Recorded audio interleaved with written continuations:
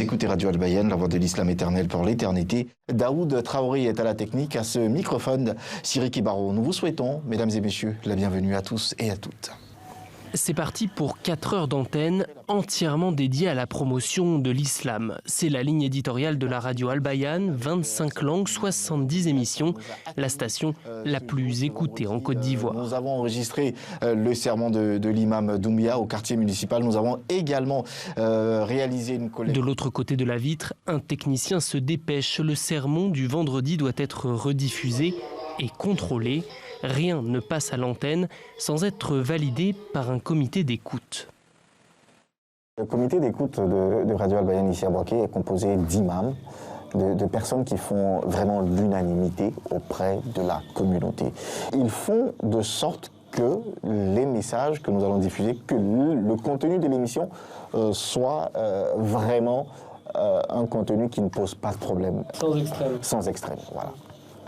Pour un enseignement, ce sera en langue yoruba. Ne pas laisser le djihadisme armé s'installer en Côte d'Ivoire. La radio Al-Bayan est un des outils mis en place à cet effet par le COSIM, le Conseil supérieur des imams, une organisation puissante avec des relais partout dans le pays. Il est installé, notre imam. Comment est-ce qu'on a les yeux partout? Ce ne sont pas des espions.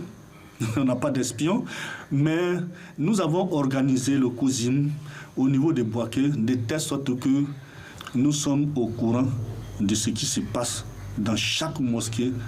Quand quelqu'un commence à lancer des messages, quand on pense que ce message il est un peu trop osé, nous le rappelons, nous rappelons cette personne à l'ordre. On l'appelle. On ne laisse pas pourrir la situation. Des yeux partout. Il est par exemple impossible pour un imam étranger de venir prêcher en Côte d'Ivoire sans obtenir l'autorisation du COSIM et du gouvernement.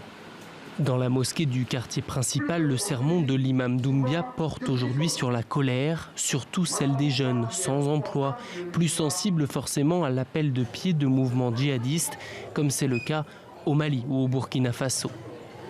La situation économique aussi qui provoque un certain nombre de choses de ce genre. Pour le moment, en Côte d'Ivoire, de façon modérée, ça va. Il n'y a pas un certain nombre de choses chez nous ici.